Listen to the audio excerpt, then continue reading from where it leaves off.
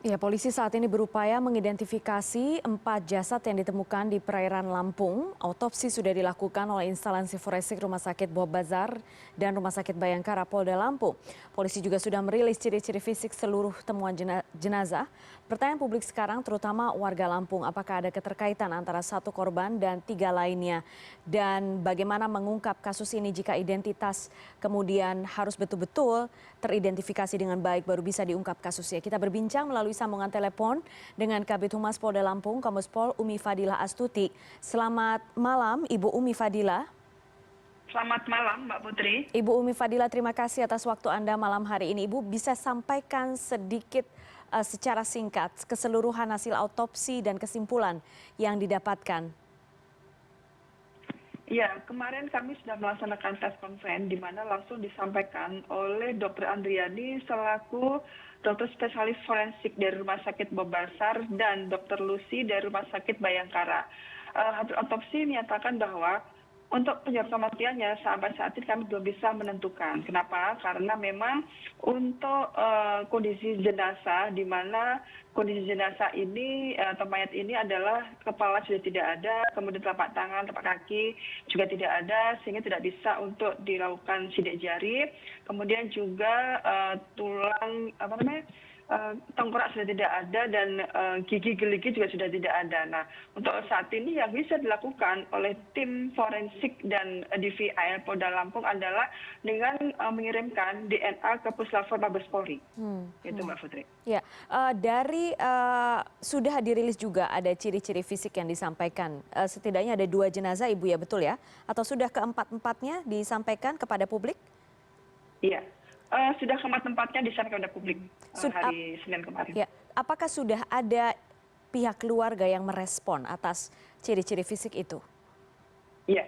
Jadi kemarin kami sudah membuka hotline baik di Polda, di Polres Tanggamus maupun Polres Lampung Selatan. Kemarin sudah ada 1 orang yang datang langsung ke Lampung Selatan, namun dengan demikian ketika dilakukan screening oleh petugas di Lamsel ternyata tidak identik dengan mayat yang di Lampung Selatan.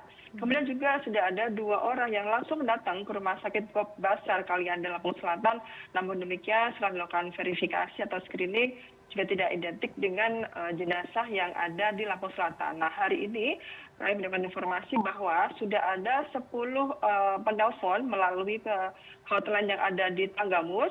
Nah, saat ini kita masih terus berkomunikasi dengan pihak yang sudah menghubungi kami untuk melakukan screening apakah betul-betul mereka adalah anggota terdekat keluarga dari jenazah yang ada di Tanggamus. Ya. Gitu, Mbak. Ibu Umi Fadila, jadi kalau misalnya sekarang polisi ingin mengungkapkan kasus apa ini sebenarnya, jadi apa yang bisa dilakukan saat ini dengan minimnya data yang dimiliki? Ya. Jadi kami memang memerlukan data sekunder, yaitu seperti misalnya foto-foto dari mayat tersebut, kemudian juga kebiasaan-kebiasaannya, mungkin baju yang sering digunakan, dan lainnya. Oleh karena itu, kami memerlukan bantuan dari seluruh masyarakat, baik dari Lampung maupun di luar Lampung yang mungkin merasa kehilangan anggota keluarganya, silakan menghubungi kami melalui hotline yang sudah kami siapkan. Sedikit apapun informasi kontribusi yang diberikan akan dapat sangat membantu tim kami, terutama dari tim DVI Bidokes Polda Lampung, untuk bisa mengungkap identitas dari keempat mayat tersebut. Kami ingin mengonfirmasi lagi, apakah ada kesamaan dari tampilan jenazah yang ditemukan oleh polisi ini? Kalau tampilan jenazahnya memang ada sedikit persamaan, artinya memang dari keempat jenazah yang ditemukan oleh Polda Lampung tidak ada kepalanya, kemudian juga tidak ada telapak tangan dan tidak ada telapak kaki. Itu tampilannya agak sama. Ya. Seperti itu. Jadi hanya itu saja yang terlihat gitu ya. Kemudian untuk mengungkap apakah ada kesamaan latar belakang tentunya harus berdasarkan identitas dari masing-masing korban, begitu ya? Betul sekali Mbak Putri, betul. Ya, Ibu Umi, setelah melihat ada kesamaan tanpa kepala, tanpa telapak tangan dan telapak kaki, tapi disampaikan ini bukan korban mutilasi. Jadi apa sebenarnya yang menyebabkan ini mungkin bisa terjadi versi dokter forensik? Kami memang belum bisa menyimpulkan terkait keberadaan 4 jenazah yang kami temukan di Tanggamus dan Lampung Selatan. Kami masih perlu melakukan pendalaman lebih lanjut terkait hal ini, Mbak Putri. Jadi sudahkah ada dugaan sementara? Belum, kami belum bisa menduga sementara terkait hal ini. Ada yang menyampaikan bahwa diduga ini adalah ada nelayan yang kemudian hilang di laut, kemudian terdampar di pesisir? Sampai saat ini kami belum menerima laporan kehilangan orang atau laporan terkait ada yang terdampar atau segala macam. Kami belum menerima laporan tersebut, Mbak Putri. Oke, baik Ibu Umi, saya mau konfirmasi lagi. Sebenarnya apa dasar yang membuat disebutkan bahwa seluruh korban ini betul-betul bukan korban mutilasi?